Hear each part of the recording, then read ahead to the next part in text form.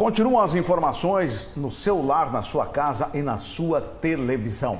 A repórter Bianca Robles já vai aparecer aqui na tela para falar conosco sobre dois assuntos. O primeiro assunto que eu quero falar com você, Bianca, é sobre novos nomes na comissão que vai fazer a transição do governo. A prefeita eleita Juliana Pavan apresentou esses novos nomes. Quais são?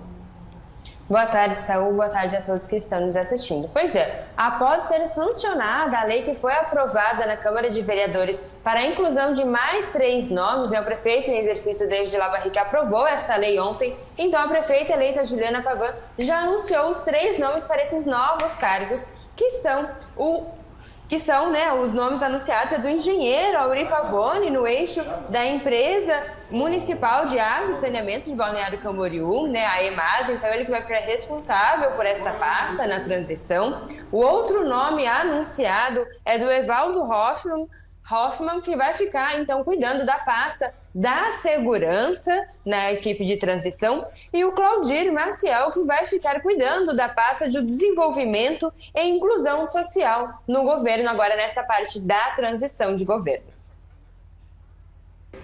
Agora, uma vez anunciados esses nomes, a equipe já vai se integrar, Bianca?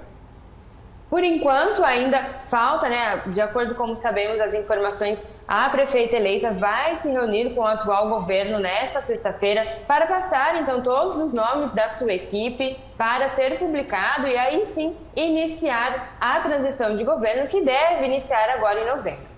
Bom, e agora, Bianca Robles, a notícia mais triste, a morte de mais um bebê no Hospital Ruth Cardoso. Me parece que já é o 5º caso nesse ano, Bianca Robles. O que aconteceu?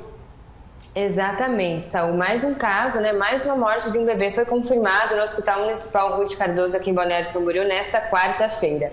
De acordo com informações, uma mulher grávida de 40 semanas e 3 dias procurou atendimento no hospital nos dias 21 e 22, umas 4 vezes nesses dias, e todas relatando dores, sangramento e perca do líquido amniótico, e o hospital, então, pediu para que ela voltasse para casa. Nesta quarta-feira, então, ela já chegou no hospital em trabalho de parto e o bebê acabou nascendo no estacionamento do hospital dentro do carro da família. Infelizmente, o bebê nasceu sem os sinais vitais, mesmo com a tentativa de reanimação, o óbito foi confirmado. Em nota, a Prefeitura Municipal de Balneário Camboriú, em nome da Secretaria, da Diretoria do Hospital, disse que lamenta a morte do bebê e que todos os procedimentos vão ser apurados e com a maior transparência possível, E disse também que todas as vezes que essa mãe, que essa gestante procurou o hospital, os exames estavam com normalidade. Disse também que o hospital segue, as normas rigorosamente do protocolo do Ministério da Saúde, conforme as diretrizes da Rede Cegonha, que prevê o acompanhamento das gestantes. Em nota também disse que está à disposição da família para prestar todo o apoio. Olha, triste informação. Lamentamos muito, nossos pêsames à família, Mais uma família que termina o ano de 2024 chorando em virtude da negligência. Bom, vai ter uma investigação agora para que se saiba exatamente o que aconteceu. Bianca, muito obrigado pela sua participação. Hoje, às 2 horas, você vai estar lá na reunião da CPI, Exatamente, Sal. Vamos estar lá, a Câmara de Vereadores, acompanhando a CPI. Amanhã traremos todas as informações para vocês. Muito obrigado, Bianca. Bom, o prefeito eleito de Camboriú, Leonel Pavan, foi a Brasília para fazer algumas visitas e ontem ele foi recebido pelo vice-presidente da República, Geraldo Alckmin. Acompanhe. O prefeito eleito de Camboriú, Leonel Pavan, esteve em Brasília, onde se encontrou com o vice-presidente da República, Geraldo Alckmin. Ele foi acompanhado do advogado e vereador Wilson Albino. Eles participaram de uma série de reuniões com deputados federais, senadores e com o ministro do Turismo, Celso Sabino. Na conversa com o ministro do Turismo, Celso Sabino, Pavan trouxe à tona a capacidade de Camboriú em também ser um polo turístico na região. Durante sua passagem pela capital federal, Pavan visitou os deputados federais, onde foram protocolados ofícios na área da saúde, mobilidade urbana e solicitação de emendas parlamentares para projetos voltados para a cidade. Leonel Pavan também foi recebido pelo vice-presidente da República, Geraldo Alckmin, que também é o ministro do Desenvolvimento, Indústria, Comércio e Serviços. Segundo a assessoria, o vice-presidente foi solícito ao prefeito eleito e colocou-se à disposição do município de Camboriú. Pavan não se limitou a Camboriú. Ele também buscou apoio para Balneário Camboriú, onde sua filha, Juliana Pavan, foi eleita prefeita, mas que, segundo ele, por falta de projetos protocolados pela atual administração da União, ficou dificultada a conquista de recursos. Já Camboriú teve diversos projetos e será contemplado com obras importantes do PAC. Muito bem. O governador Jorginho Melo assinou ontem uma autorização para o início dos projetos de uma rodovia paralela à BR-101, que inclusive já estão chamando de Via Mar. Para falar sobre esse assunto, vou conversar com ele, que assumiu essa bandeira no seu mandato, deputado Carlos Humberto. Que prazer em recebê-lo. Uma boa tarde, deputado. Boa tarde, Saúl, telespectadores. O prazer é todo meu estar contigo, meu amigo. Então, fale-nos sobre essa importante notícia para a nossa região como um todo, né? Isso não é... Agora, os nomes eles vão sendo dados, né? Mas isso não é uma novidade. Já quando a construção do contorno da Grande Florianópolis se sonhava com um contorno também no litoral norte de Santa Catarina, ligando o contorno de Florianópolis, que começa ou termina em Tijucas, até Joinville. Diversos traçados foram feitos ao longo do tempo, inclusive quando na inauguração deste contorno, nós fizemos uma frente parlamentar na Assembleia Legislativa, qual eu presido, em favor do contorno litorâneo norte, agora chamado Via Mar. Isso é um projeto que foi construído pela Fiesc, pela FETRANSESC, através de muitos estudos que foram feitos pela iniciativa privada, pelas entidades que regulam as diversas categorias privadas do Estado. Isso foi encaminhado ainda durante o mandato passado para a Secretaria de Estado da Infraestrutura. Foi licitado os projetos, dividido em 5 lotes, 4 lotes tiveram os seus projetos licitados, tiveram ganhadores e no dia de ontem foi dado ordem de serviço para a execução desses projetos, né, que é o início da obra.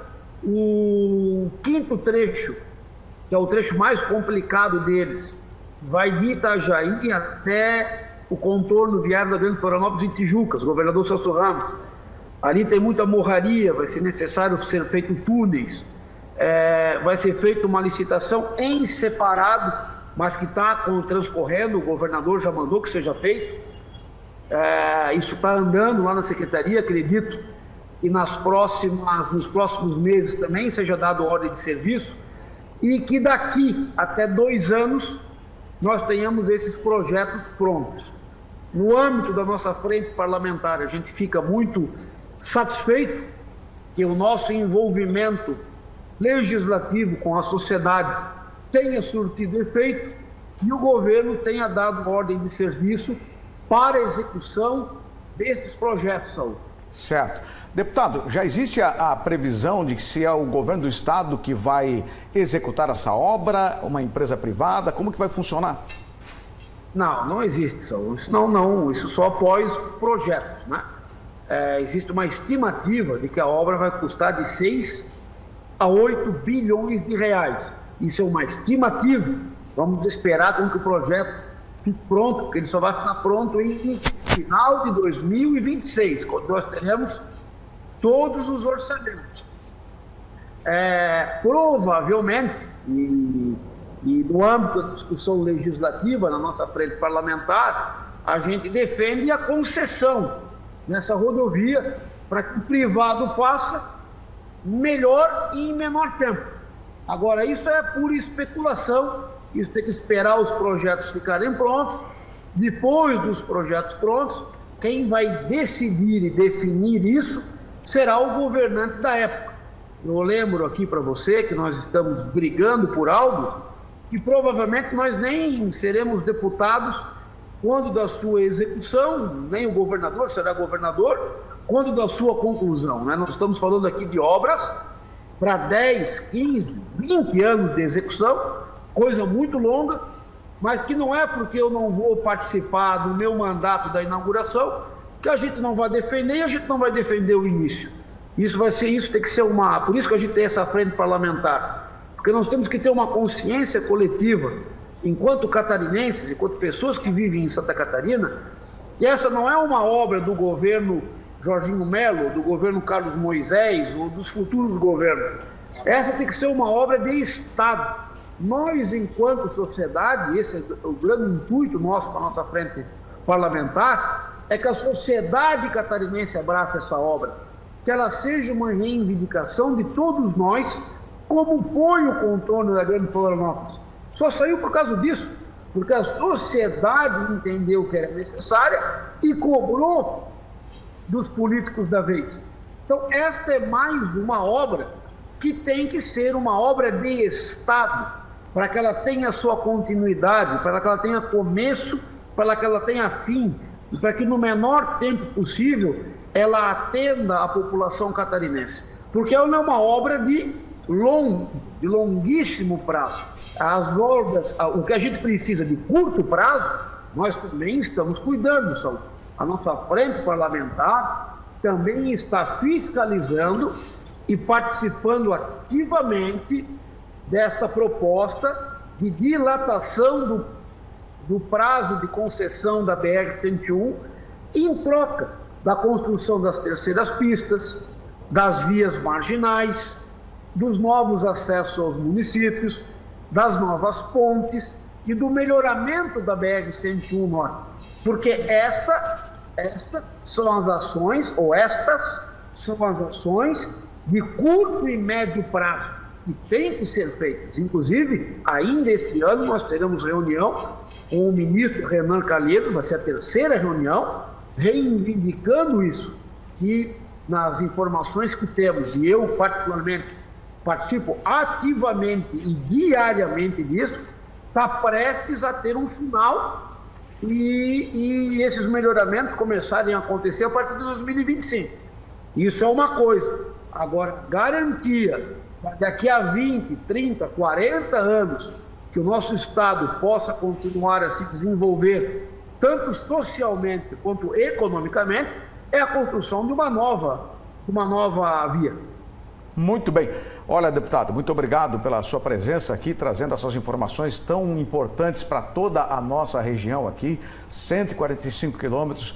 Finalmente já temos uma luz no fim do túnel para desafogar a BR-101 e que a gente possa trafegar com mais tranquilidade e segurança. Muito obrigado, uma boa tarde ao senhor, obrigado por ter interrompido a sua viagem para nos atender. Uma excelente quinta-feira, deputado. Eu que agradeço, uma excelente quinta-feira, muita saúde. Muito obrigado. Agora, 12h e 29 minutos, infelizmente, mais um acidente aéreo. O avião que saía de Florianópolis em direção a Minas Gerais acabou caindo e deixou 5 mortos. Vamos conferir. Um avião de pequeno porte que partiu de Florianópolis caiu em uma área de mata na divisa entre Paraibuna e Santa Branca, no interior de São Paulo, na noite de quarta-feira. A região é a mesma onde um helicóptero desapareceu em janeiro deste ano. O Corpo de Bombeiros de São Paulo informou que a queda da aeronave ocorreu durante uma tempestade que atingiu a região. 5 pessoas morreram no voo, que tinha destino a Belo Horizonte, Minas Gerais.